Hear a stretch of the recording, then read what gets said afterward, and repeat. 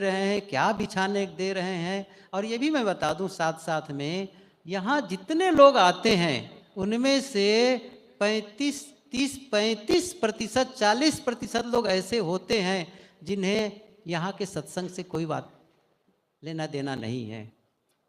केवल आते हैं, गुरु दरबार है, हम चलेंगे गुरु दरबार, संत के दर्शन करेंगे, बस वहाँ नमन करेंगे, झुकेंगे, जो संभव होगा हम दान करेंगे, इस भाव से आते हैं। सोचिए जरा से, ये स्तुत्य है, ये नमन करने योग्य है। देखिए बहुत से लोग, मैंने कहा ना 70% होंगे या 60% होंगे जो सत्संग के नाम से ही आते हैं, बाकी तो करते ही हैं।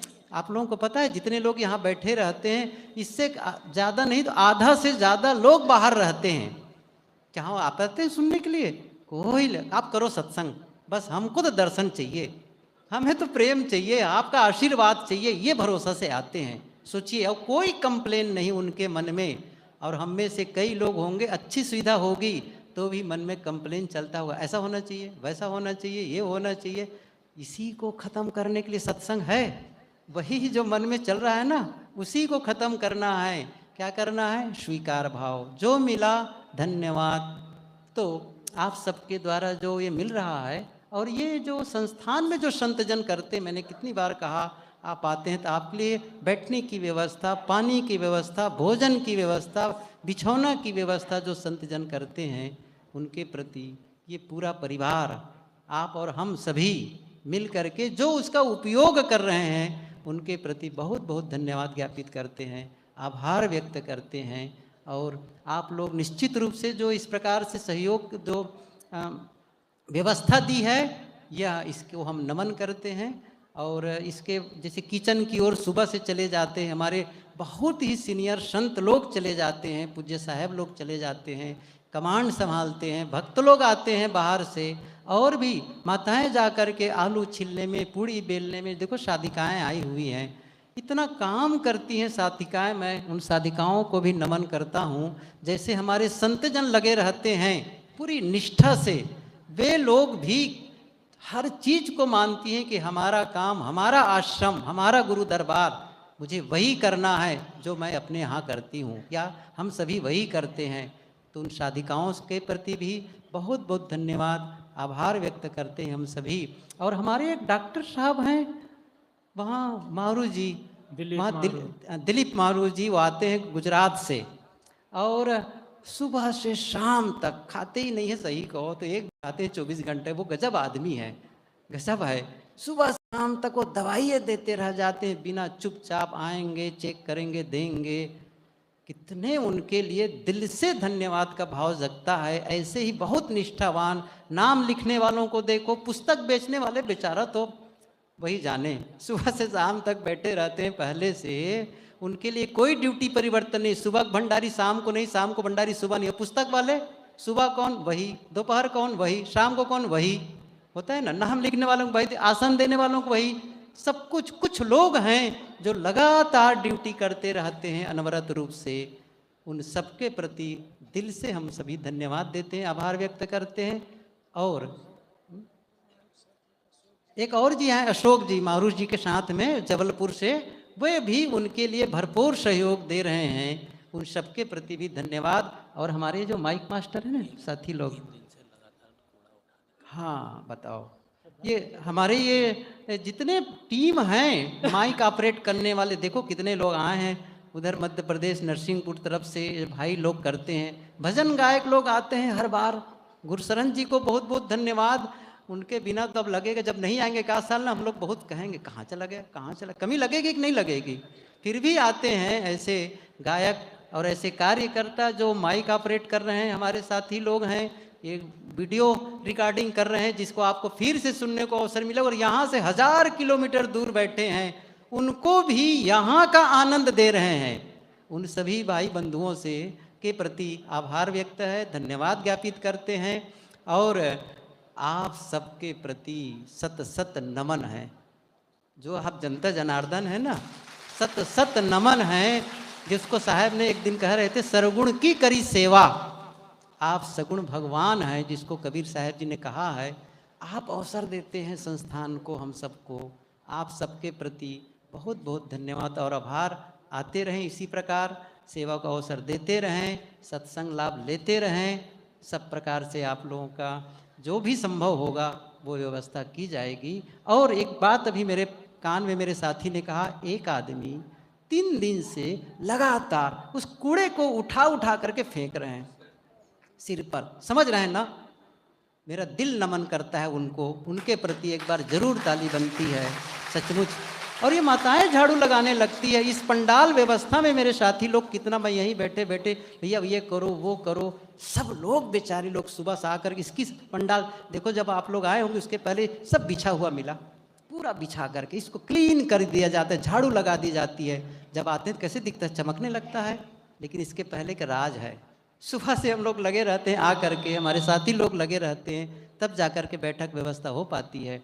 तो इन माता बहनों से भी के प्रति भी धन्यवाद ज्ञापित करते हैं, आभार व्यक्त करते हैं। और ये सारा काम करने के केंद्र में पूज्य श्री साहेब जी। आपका संरक्षण न मिले, देखिए भीड़ को संचालित करने के लिए कोई चाहिए, बिना अगवा के भीड़ बिखर जाती है, बिना कोई अगवा के भीड़ तितर बितर हो जाती है। इसके लिए दिशा निर्देशन चाहिए। साहब जी जहाँ रहते हैं वहीं से हर तरफ लोगों को दिशा निर्देश कर देते हैं, बता देते हैं, संत लोग करते हैं, आप गाइड करते हैं, एक संदेश दे देते हैं। तो आपके प्रति हम सबके प्रति हम सभी आभार व्यक्त करते हैं। आपका संरक्षण मिलता रहे, आपका आशीर्वाद मिलता रहे, तो संस्थान के संतजन कार्यवाही करते रहेंगे, काम करते रहेंगे, आने वाली शादिकाएं भी करेंगे। अन्य संतजन, पूज्य श्री साहेब जी आए हैं काशी से, प्रथम बार बता रहे थे कि आया हूँ साहब, आपको नमन है, जिस प्रकार आप पधारे हैं, आते रहें। और भी बुजुर्ग हो चुके हैं, श्री सजीवन साहब जी, श्री रतन साहब जी, कितने संत बैठे हैं। आप सभी संतों के प्रति नमन है। इस संस्थान को अपना मान करके आते हैं। मैं जानता हूँ बहुत सारे संत हैं, अच्छे वक्ता हैं, अच्छे गायक हैं, लेकिन यहाँ से उनको 5 मिनट का भी समय नहीं दे पाए कि वो चलो बोल सके अपनी बातें। बहुत सारे भक्त लोग हैं जो मेरे से कहें कि मैं कुछ कहूँ। कितनी खुशी होती है कि सबके मन में अच्छे विचार हैं, अच्छे शब्द हैं उनके मन में, लेकिन अवसर नहीं मिल पा रहा है। फिर भी मैं उन सबसे क्षमा याचना करता हूँ। आप सभी का ये भाव बना रहे, आशीर्वाद बना रहे, आते रहें। और पुनः आप सबके प्रति धन्यवाद ज्ञापित करते हुए मैं अपनी वाणी को विराम देता हूँ।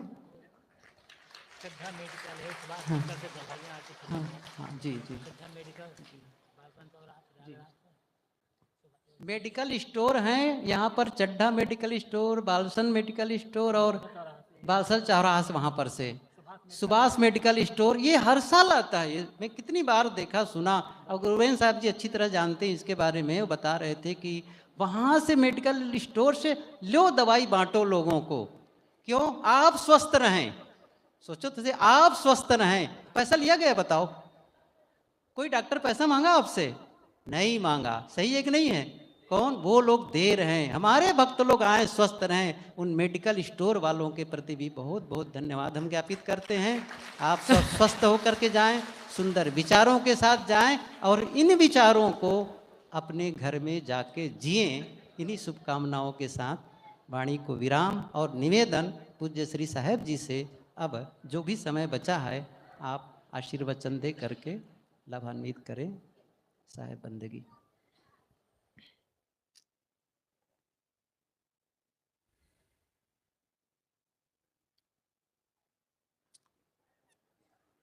मुद मंगलमय संत समाज, संस्थान के उपस्थित सदस्यगण, धर्मानुरागी सज्जनों, श्रद्धा मूर्ति देवियों,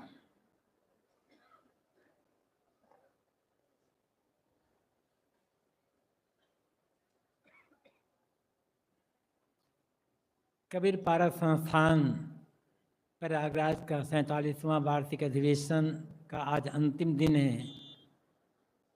अभी हम महासमिति की बैठक की कार्रवाई सुन रहे थे। फिर श्री गुरुप्रसाद साहब जी ने अपने साथी जिनके बलबूते पर एक कार्यक्रम व्यवस्थित रूप से संपादित होता है, सबके प्रति आभार व्यक्त कर रहे थे। एक नाम और मैं लेना चाहूँगा, आप लोग देखे होंगे, प्रतिवर्ष जहाँ भोजन करते हैं, भोजन पंडाल में बांस बल्ली गाड़ी जाती थी मोटी मोटी, लेकिन इस साल पाइप का शमियाना बनाया गया है। हम पाइप तो खरीद दिए थे, लेकिन हमारे साथी उपेंद्र जी, रंजीत जी, अमन जी और ज्ञान स्वरूप जी और कई लोग, पूरे पाइप की वेल्डिंग आश्रम में हुई है, हमारे संतों ने की है। कितना 8-8 घंटा 2-2 महीना तक उन्होंने वेल्डिंग की है। मतलब ये सामान बनाने में हमने सामान खरीदा, लेकिन मजदूरी 1 पैसा नहीं लिया। हमारे संतों ने सारा पेंट करना हो तो संतों ने किया, वेल्डिंग किया तो संतों ने किया। कितना समर्पण रहा है उन लोगों के मन में। आप सब जानते हैं, बताया जा चुका है।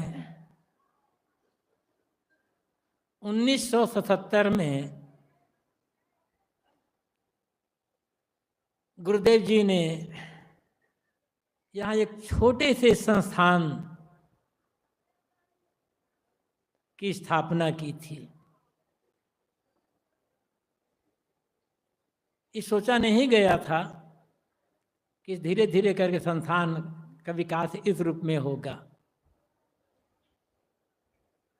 गुरुदेव जी की लिखी पुस्तकों का प्रकाशन बुलानाला में, विश्वेश्वर प्रेस बुलानाला वाराणसी में होता रहा है। सन 1975 में प्रेस मालिक का जब सर्रांत हो गया और प्रेस की स्थिति डामाडोल हुई, तब विभिन्न संतों एवं भक्तों की ओर से एक ऐसी आवाज आने लगी कि अपना एक प्रेस कायम हो, जहाँ गुरुदेव जी द्वारा लिखी पुस्तकों का प्रकाशन होता रहे और उसका वितरण होता रहे। मंथन होता रहा, कहाँ बनाया जाए, कहाँ किया जाए। फिर संतों ने, गुरुजनों ने निर्णय लिया कि इलाहाबाद, जिसे हम प्रयागराज कहते हैं, एक सेंटर जगह है, छपाई की सुविधा है, टाइपादी की सुविधा है, यहाँ स्थापित किया जाए। सबसे पहले स्थापना तो हो जाएगी, लेकिन स्थापित कहाँ किया जाए? जमीन जहाँ एक आश्रम भी बन सके, प्रेरित भी किया जा सके। सर्वथा अपरिचित जगह। कई बार गुरुदेव जी यहाँ आए जमीन की तलाश में।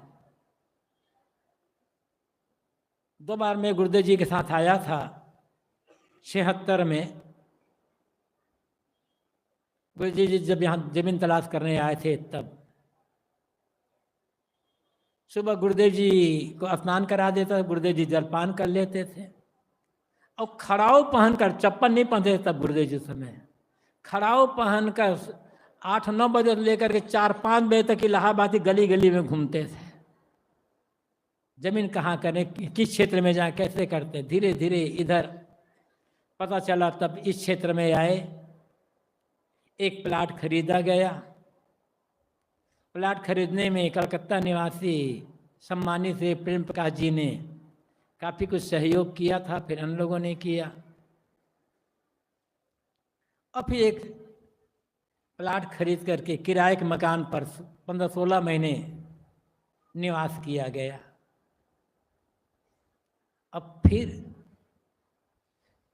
1977 के आखिर में आश्रम निर्माण का काम शुरू हुआ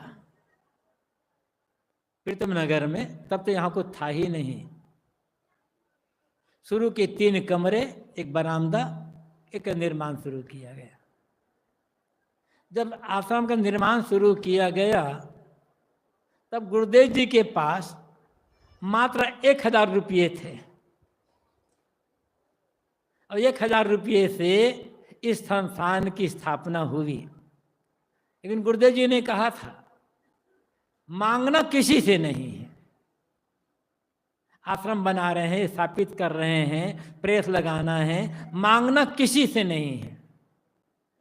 स्वाभाविक जो आ जाएगा, जितना हो जाएगा, ना हो जाएगा तो कोई बात नहीं, कि और से काम चलेगा।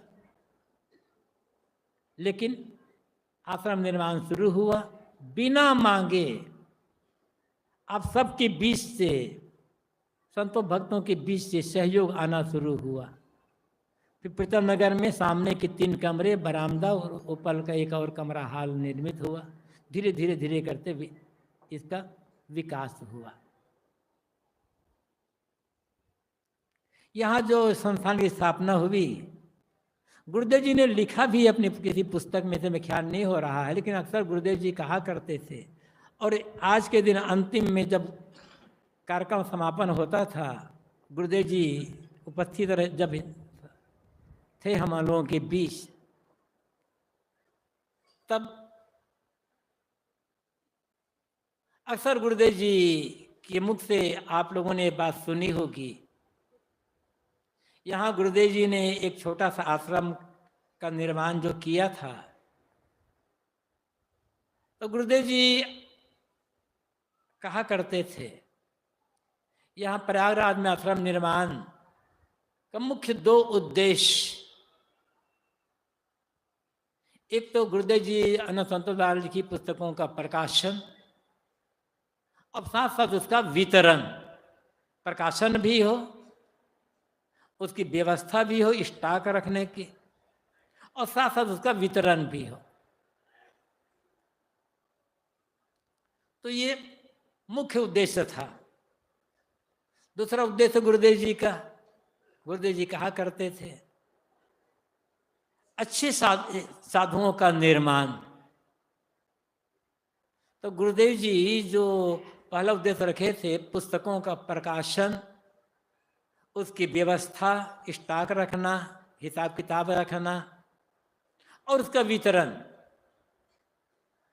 अपने ढंग से ये गुरुदेव जी के जो स्थापित ये उद्देश्य की पूर्ति हो रही है। समय के अनुसार से आजकल मोबाइल है, इसलिए पुस्तकों की बिक्री तो स्वाभाविक कम हो गई है। और फिर धार्मिक पुस्तकें, लेकिन जैसा भी है, पुस्तक प्रकाशन का काम आज तक कभी रुका नहीं है और आगे भी रुकेगा नहीं। पुस्तक प्रकाशन का जो विभाग है अपने कदमों पर खड़ा हुआ है। दूसरा उद्देश्य जो गुरुदेव जी कहा करते थे और कहते थे, लिखे भी है, अच्छे साधुओं का निर्माण। ये हुआ या नहीं हुआ ये मुझे पता नहीं है, ये तो आप लोग जानोगे कि यहाँ साधुओं की स्थिति कैसी है, क्या है। मैं कैसे कह सकता हूँ यहाँ हमारे साधु लोग बहुत अच्छे रहे, हमारे लोग बहुत अच्छे हैं, इसका निर्णय आप लोगों के हाथ में है। चाहे एक छोटा सा घर हो, चाहे कोई संस्था हो, चाहे कोई मठ आश्रम हो, यदि व्यवस्थित रहकर स्वयं हम अपना जीवन शांतिपूर्वक जीवन जी सकें, लोगों की सेवा कर सकें, साथ साथ अपना आध्यात्मिक विकास भी कर सकें, सबसे पहले तो एक व्यवहारिक जीवन में समरसता, इसमें 2 चीज की आवश्यकता है। एक, अपने कर्तव्य का पालन, और दूसरा, यदि घर है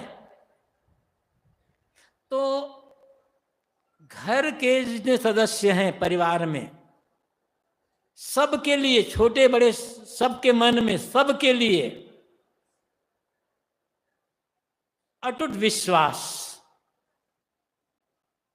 यदि विश्वास नहीं है तो परिवार टूटने में, घर को बिखरने में समय नहीं लगेगा।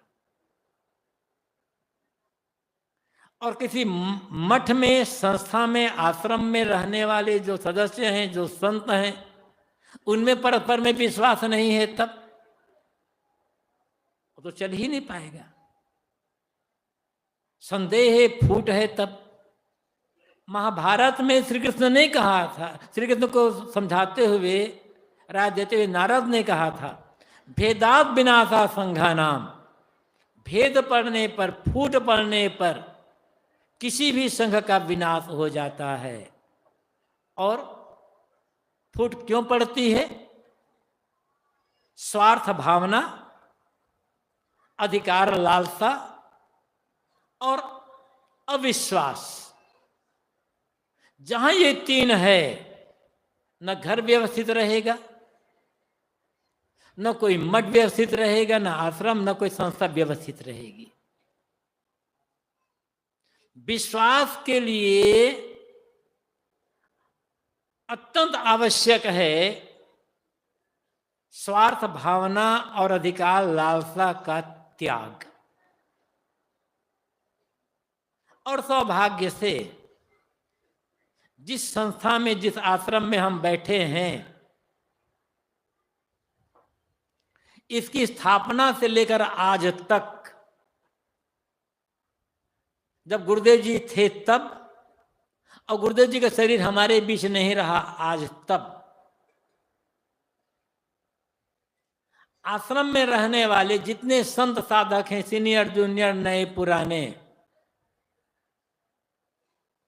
किसी के मन में व्यक्तिगत स्वार्थ भावना नहीं है और अधिकार लालसा नहीं है।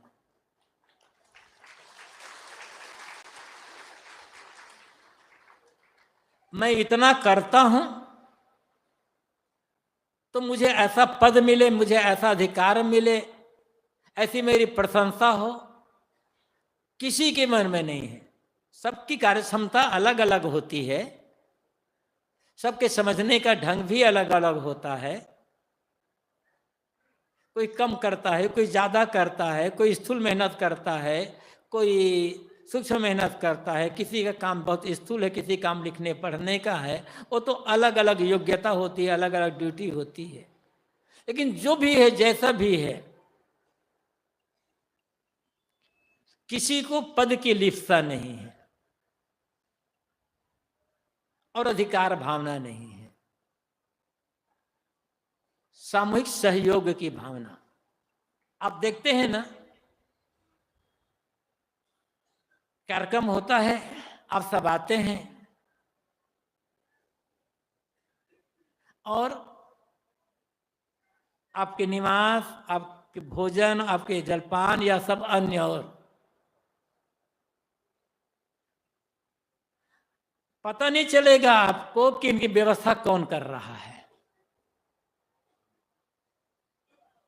जब एक कार्यक्रम होता है, इस कार्यक्रम के, जैसे इस साल कार्यक्रम 15 तारीख से शुरू हुआ, तो 13 तारीख को किसी से बिना पूछे, ये नहीं पूछा गया कि तुम क्या काम करोगे, क्या कर सकते हो, ये नहीं पूछा गया किसी को बिना पूछे 13 तारीख को सुबह ड्यूटी बता दी गई कि कल सुबह 14 तारीख से तुम्हें ये काम करना है। अब बस सुने, लोग अपने अपनी ड्यूटी में लग गए। किसी ने कहा साहब मुझे तो ये विभाग आपने क्यों दिया, मुझे ये विभाग क्यों दिया, मैं तो ये काम करूंगा। किसी ने कुछ नहीं कहा। ये विश्वास भाव, ये संगठन भाव, यही प्रेम और समर्पण भाव, उसी का फल ये है कि सीमित संसाधन में हम थोड़ी बहुत आपकी सेवा कर पाते हैं।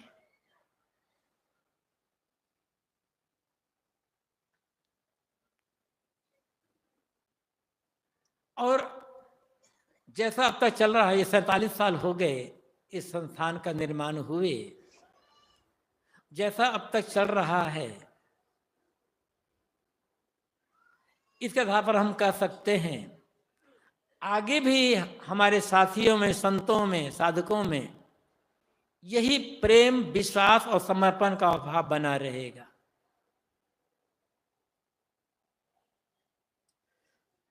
अभी कहा गया,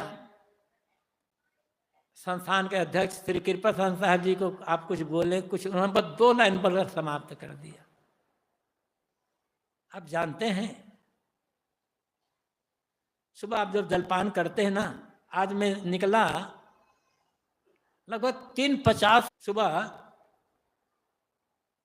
3:40 के आसपास मेरी नींद खुली। पानी पी करके मैं कुल्ला करके इधर 3:50 भोजनालय में आया तो हमारे अध्यक्ष कृपाशरण साहब भोजनालय में उपस्थित थे आपके जलपान बनाने के लिए। एक पैसा भावना नहीं है कि मैं तो अध्यक्ष हूं, मैं तो बैठा रहूंगा। क्यों ऐसा हो रहा है? अपना समझ कर, सभी संत अपना समझते, छोटे बड़े अपने ढंग से। यही गुरुदेव जी की शिक्षा का फल है। कौन कितना आध्यात्मिक विकास कर पाता है, कितना साधना शिखर पर पहुंच पाता है, वो तो अपनी अपनी क्षमता पर, अपनी अपनी रुचि पर निर्भर है। लेकिन कम से कम बिहारी क्षेत्र में जो आश्रम में रहने वाले संत साधक हैं, उनमें परस्पर जो प्रेम है, विश्वास है, समर्पण भावना है, कर्तव्य पर तत्परता है, स्तुत्य है। मैं तो बैठा रह जाता हूँ, मुझे तो आपने देखे होंगे, बस वहां बैठता हूँ, समय से यहां आ जाता हूँ।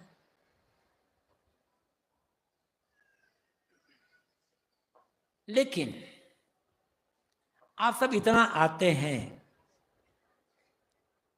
और जो कुछ यहाँ सेवा हो रही है तो सच बात से स्वीकार करते हैं बिना किसी शिकायत के। इसका फल क्या होना चाहिए?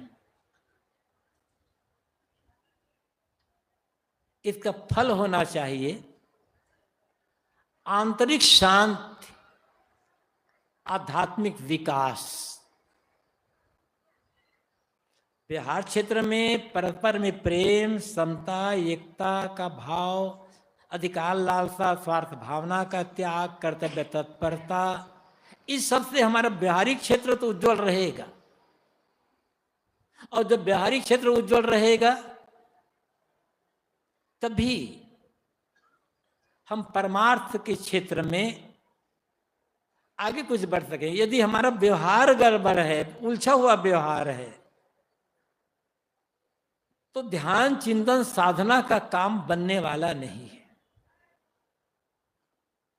जब व्यवहार का क्षेत्र संतुलित होता है और उस संतुलित व्यवहार से मन में किसी प्रकार का उद्वेग नहीं है, कोई व्याकुलता या कोई तनाव नहीं है, हल्का मन है, प्रसन्न मन है, तब ध्यान साधना का काम सही ढंग से हो पाएगा और हम आध्यात्मिक विकास कर पाएंगे। जीवन की सफलता इसी में है कि जब इस दुनिया से विदा होने का समय आए तब मन में ये पूर्ण संतोष भाव हो कि मानव जीवन पा करके जो मुझे करना चाहिए था, जिसके लिए मानव जीवन वो मिला था, वह काम मैंने कर लिया।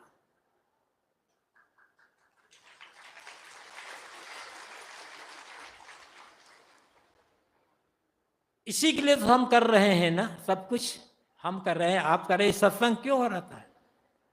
ये सत्संग केवल मनोरंजन के लिए नहीं है।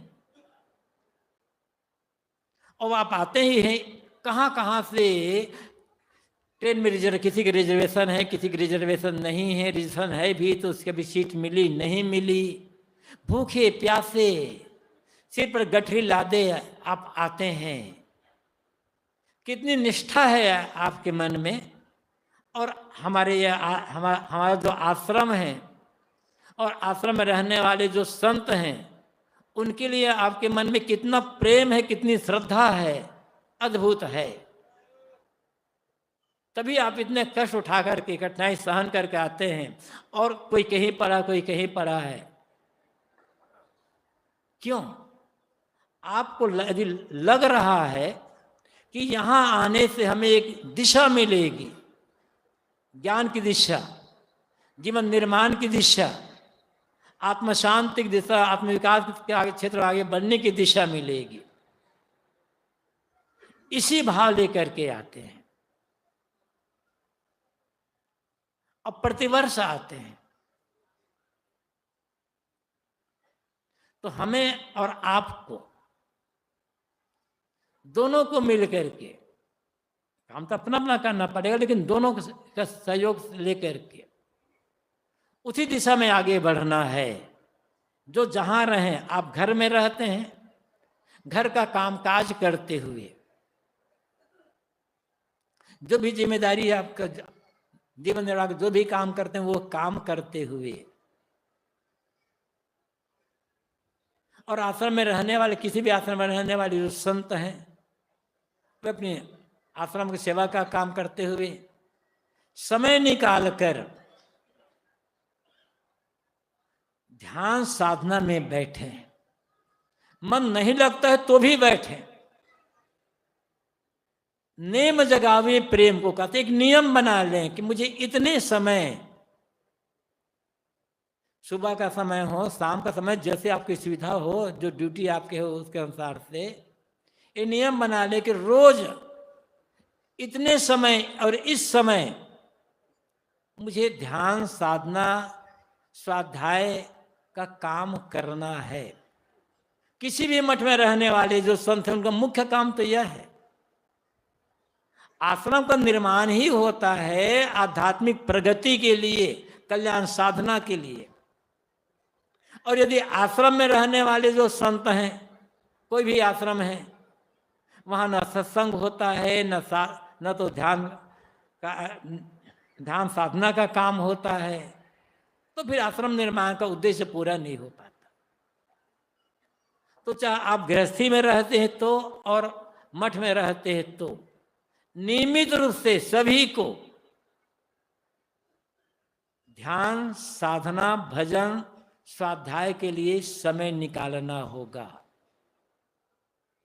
कुछ देर स्वाध्याय कर ले। जब हम किसी देर कुछ देर स्वाध्याय कर लेते हैं तो मन में थोड़ी स्थिरता आती है। एक संसारी भाव जो दुनिया में हलचल रहती है वो हलचल मिटती है। जब मन थोड़ी स्थिरता आ गई, फिर धीरे से आप ध्यान और साधना का अभ्यास शुरू करें, भजन चिंतन का काम करें। तो रोज करते करते नियम बनाकर जब करते रहेंगे तो प्रेम हो जाएगा। और जब प्रेम हो जाएगा तो उसके किए बिना रहने, प्रेम का मतलब है वो काम को किए बिना न रह पाना। जिस दिन साधना का, सत्संग का, स्वाध्याय ध्यान का समय न मिले, उस दिन लगे कि आज मेरा कोई एक महत्वपूर्ण काम छूट गया है, आज का मेरा दिन लगता है निरर्थक जा रहा है। ये भाव मन में बना करके काम करना होगा। और ये भाव मन में रहेगा और रोज अभ्यास करते रहेंगे तो धीरे आप देखेंगे घर में रहते रहते भी आपको ध्यान में सफलता मिला। बिना ध्यान के जीवन में पूर्णता नहीं आएगी। ज्ञान तो संत गुरुजन द्वारा हमें मिल जाता, सत्संग स्वाध्याय द्वारा मिल जाता है, लेकिन उस ज्ञान का प्रयोग ध्यान साधना में करना होगा। मनन चिंतन, शरीर संसार क्षण भंगुरता, आत्मा की अमरता, इस बातों का मनन करते रहें। जितना शरीर संसार क्षण भंगुरता का मनन होगा, उधर के प्रति जो आसक्ति है, जो राग है, वो धीरे धीरे करते जाएंगे। जब बाहर का राग कटेगा, बाहर की आसक्ति कटेगी, तो अपने आप में अनुरक्ति होगी। इस प्रकार से जब हम अभ्यास करते रहेंगे तो फिर धीरे धीरे ऐसा समय आएगा कि लगेगा कि हाँ, सचमुच में जो जीवन मिला था, जिसके लिए अब वो काम हो रहा है। व्यवहार का जो काम है, खेती किसानी, नौकरी मजदूरी या अन्य और काम, ये मजबूरी है हमारी। परिवार का भरण पोषण जिम्मेदारी है, उद्देश्य नहीं है।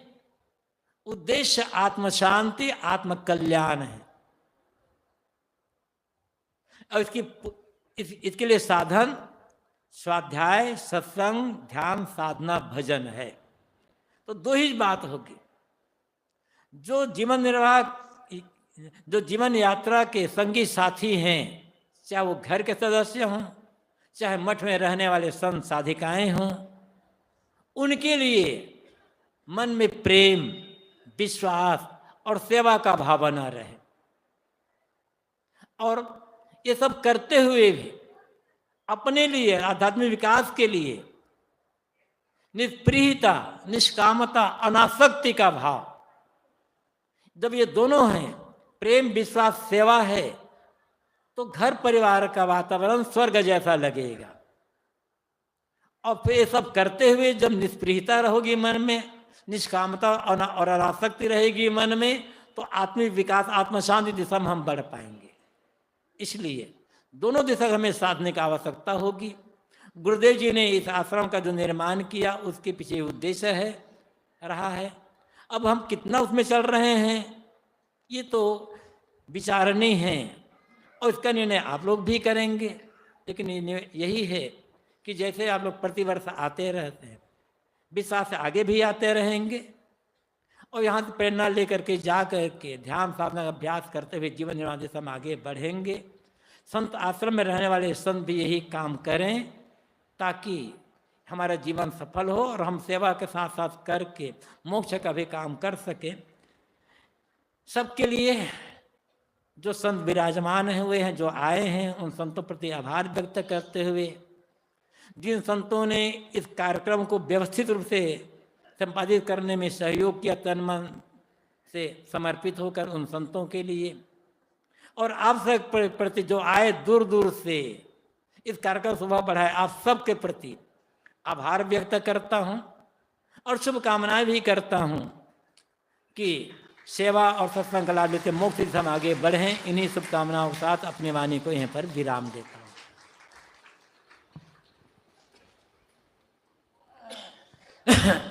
बोलिए सद्गुरु देव की जय।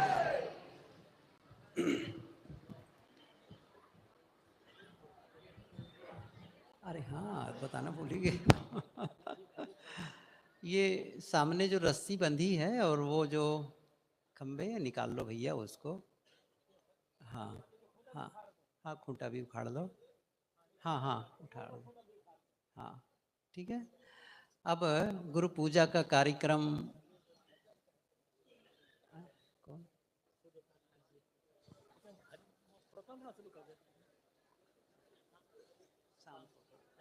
जो भजन गायक बच गए हैं उनसे निवेदन है कि 4 बजे से आप लोग उपस्थित हो जाएंगे और 4 बजे मैं रहूं कि न रहूं शुरू कर देंगे, ठीक है ना। जनता जनार्दन जितने लोग रहेंगे आपका अभ्यास होगा, भाव है। अब इस समय हम चाह करके भी गायकों को भजन के लिए अवसर नहीं दे पा रहे हैं। केवल पूजा का भजन होगा और गुरुशरण जी उनके साथी लोग हर बार गाते हैं और एक उनके पास में वाद्य यंत्र ले करके आते हैं, इंस्ट्रूमेंट के साथ आते हैं, इसलिए वे इसको गाएंगे और पूजा का कार्यक्रम हो।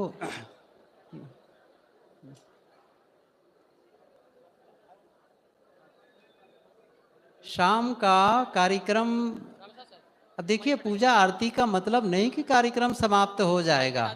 ये सुविधा की दृष्टि से दोपहर गुरु पूजा का कार्यक्रम संपन्न किया जा रहा है, लेकिन शाम वाला सत्संग प्रतिदिन की तरह सत्संग चलेगा, भजन होगा, प्रवचन होगा, सब कुछ वह होगा जो विगत 2 दिनों से होते आया है, 3 दिनों से, 3 दिनों से होते आया है, बल्कि 14 से ही प्रारंभ हो गया था।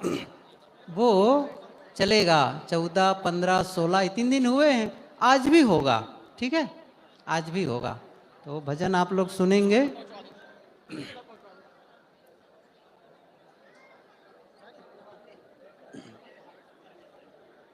धीरे धीरे धीरे। अशोक साहब को ले आओ।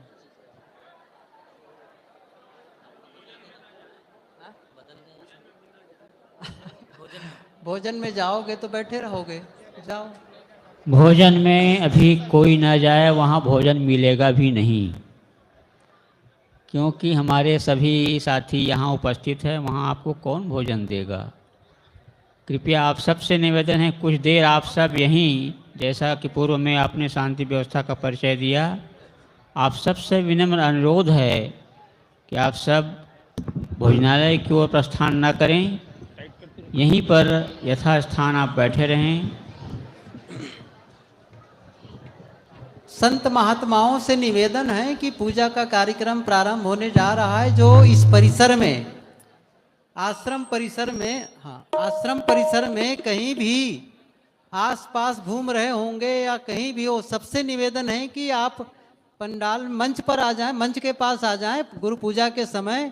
नहीं तो बाद में क्या होता है, अनुपस्थित हो जाते हैं, यहाँ रह नहीं पाते हैं, तो फिर उनके लिए पूजा दे पाना कठिन हो जाता है। तो पूजा जो संत लोग संत हैं, जो जिनकी पूजा होती है, वे लोग सबके सब यहाँ आ जाएं, आपके लिए व्यवस्था की जाएगी। ठीक है। हेलो,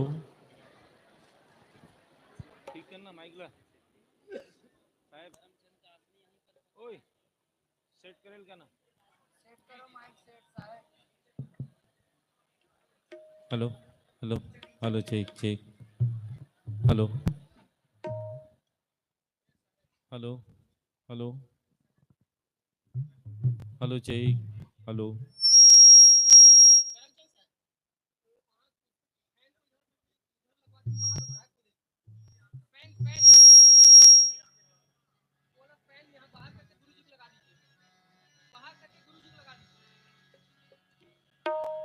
प्रेम से बोलिए सदगुरु कबीर साहिब की जय। सदगुरु अभिलाष साहिब जी की जय। परम पूज्य गुरुदेव जी की जय। संत समाज की जय। जितने लोग गए हैं सबको वापस आना है। पूजा आरती के कार्यक्रम में सबको सम्मिलित होना है। जितने लोग गए हैं, कोई पानी पीने के लिए गए होंगे या कोई भी काम के लिए आप गए हैं, तो सबको यहां पर उपस्थित होना है।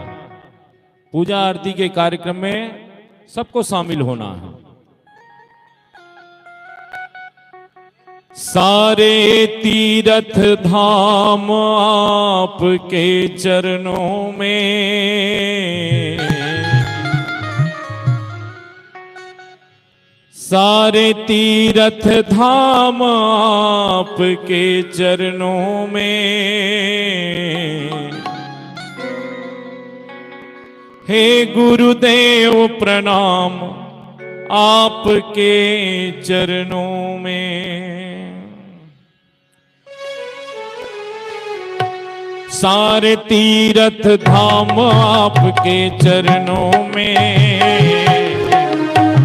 सारे तीर्थ धाम आपके चरणों में, हे गुरुदेव प्रणाम आपके चरणों में। सद्गुरुदेव प्रणाम आपके चरणों में।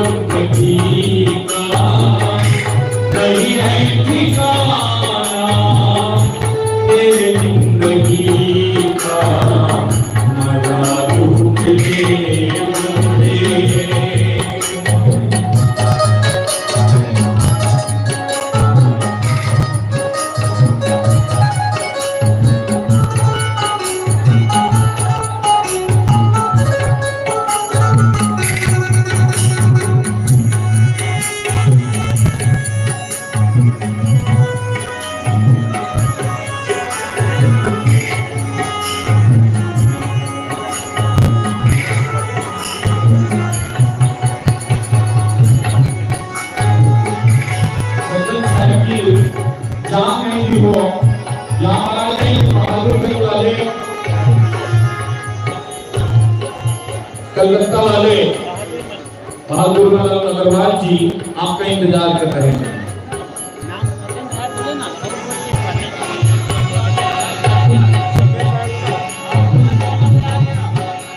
सभी साहब जी जहाँ भी होंगे आप आएंगे।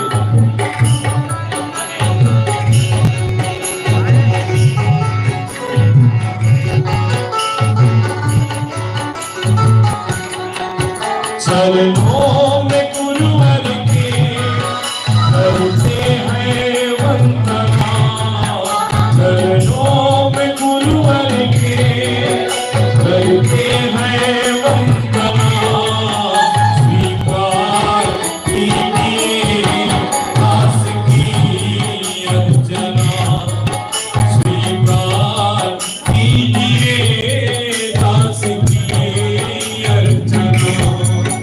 चरणों में गुरुवर के करते हैं वंदना, चरणों में गुरुवर के करते हैं वंदना, स्वीकार कीजिए दास की अर्चना, स्वीकार कीजिए दास की अर्चना।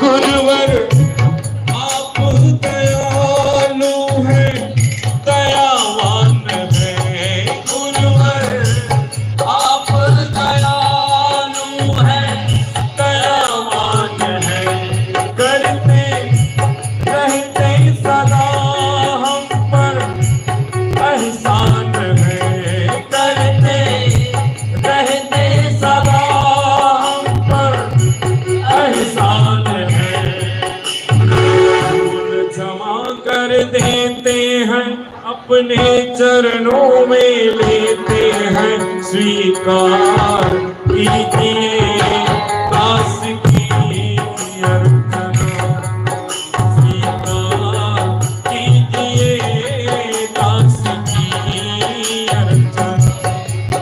चरणों में गुरुवर के करते हैं वंदना, चरणों में साहिब के करते हैं वंदना, स्वीकार कीजिए दास की अर्चना, स्वीकार कीजिए दास की अर्चना।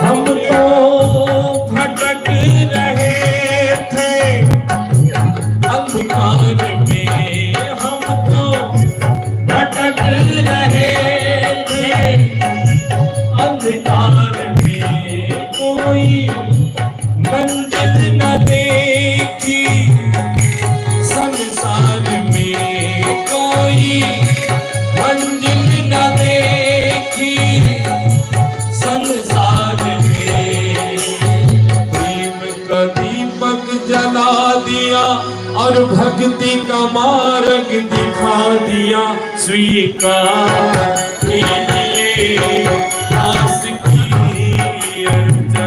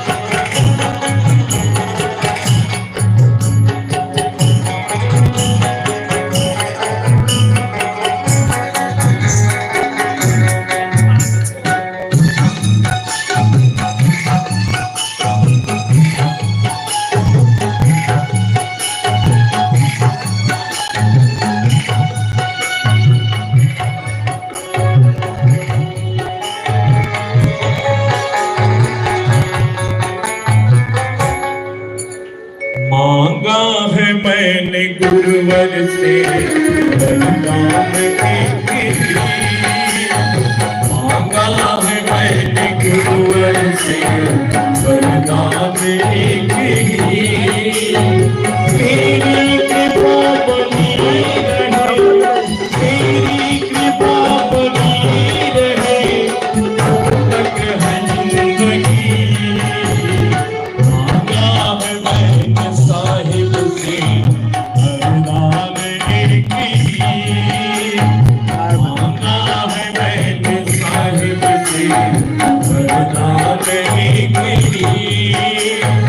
तेरी कृपा बनी रहे, तेरी कृपा बनी रहे जब तक है जिंदगी। मांगा है मैंने साहिब से वरदान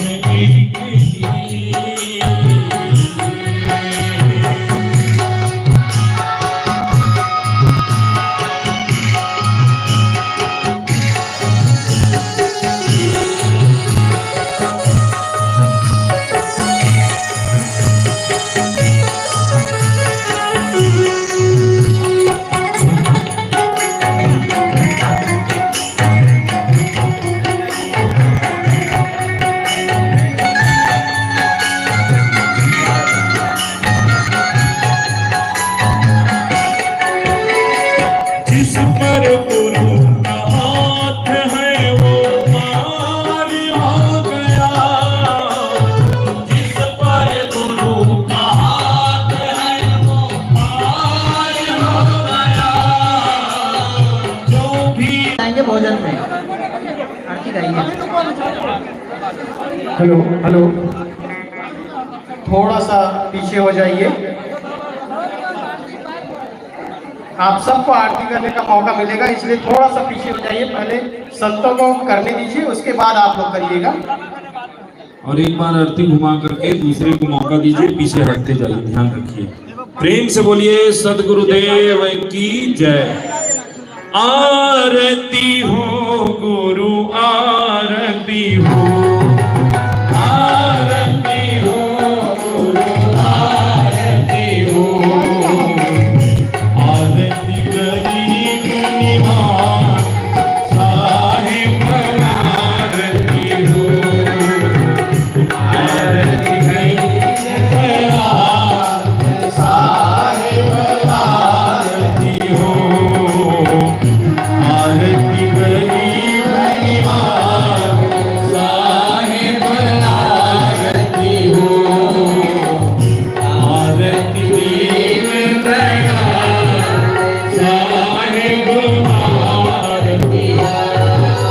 ज्ञान आधार विवेक की बात, ज्ञान आधार विवेक की बात, सुरति जोत दातार साहिब आरती हो, आरती गरीब निवास साहिब आरती हो, आरती दीन दयाल साहिब आरती हो।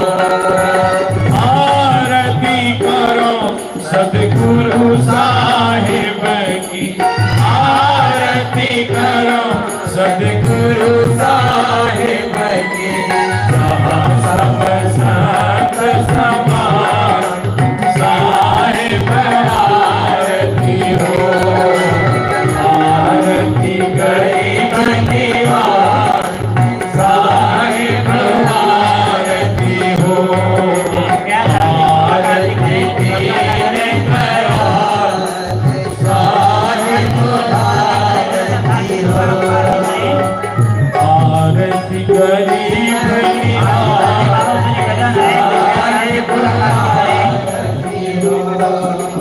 बरस बरस गुरु चरण शरण, बरस बरस गुरु चरण शरण, टूटी गयो यमदान साहिब आरती हो।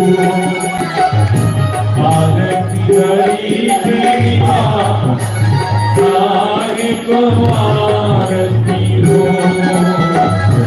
आरती में खड़ा साहेब को आरती हो, साहेब कबीर संत में की बात, साहेब कबीर संत में की बात, भयो पर साहेब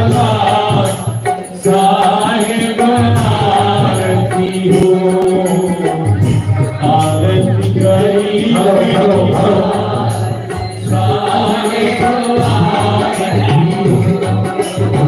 आरती की कया साहेब आरती हो, आरती करी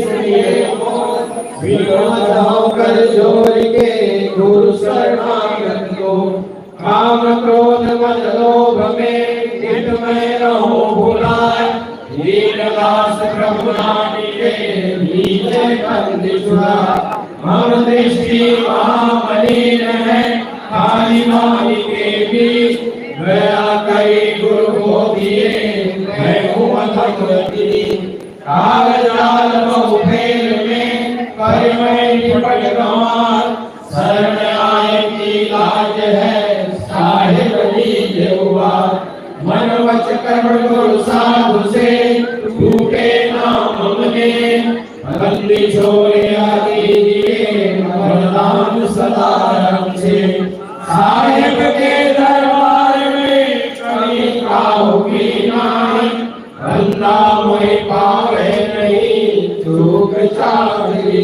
माई, ना गुरोरधिकं तत्त्वं ना ज्ञोरधिकं तपः, गुरु ज्ञानात् परं नास्ति तस्मै सद्गुरुवे नमः, ध्यानमूलं गुरुर्मूर्तिः पूजामूलं गुरुपदं, मंत्रमूलं गुरुर्वाक्यं मोक्षमूलं गुरुकृपा, गुरुर्देवो गुरुर्धर्मो गुरुर्विष्णु परं तपः, गुरुपत्रं नास्ति नास्ति तत्त्वं गुरुपदम्।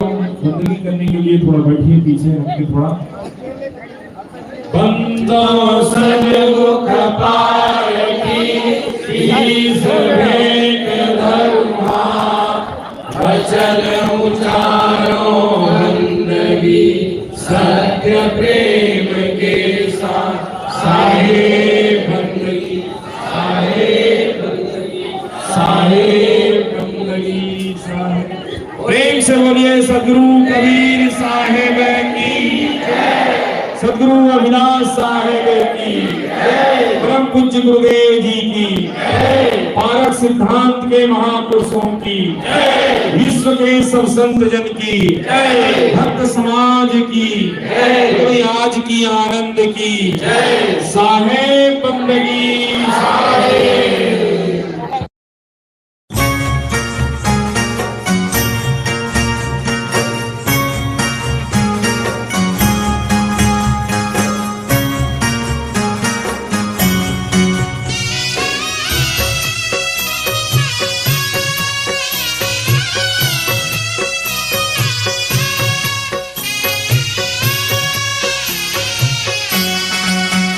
पिंजरे के पंछी रे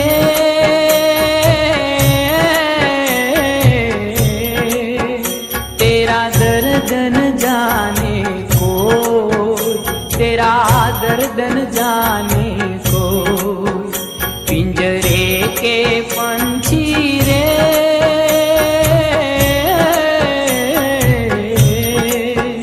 तेरा दर्द न जाने को, तेरा दर्द न जाने को।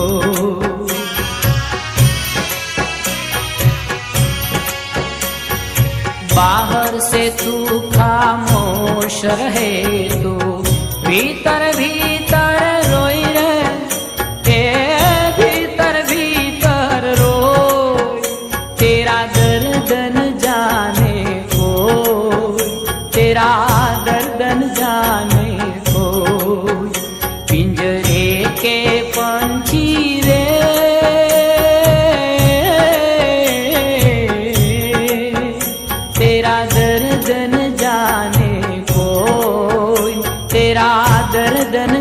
जाने कोई, पिंजरे के पंछी रे।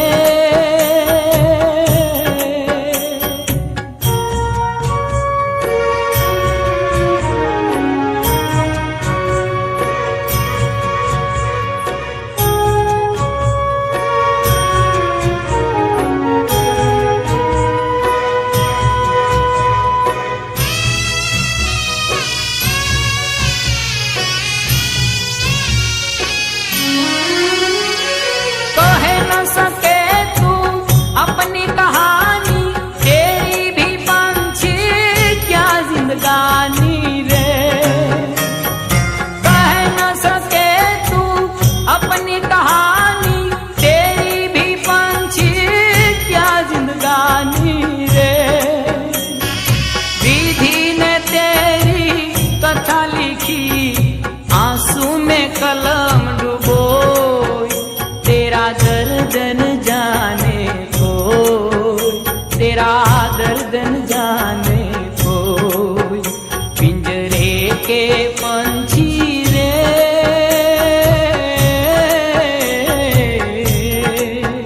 तेरा दर्द न जाने कोई, तेरा दर्द न जाने कोई, पिंजरे के पंछी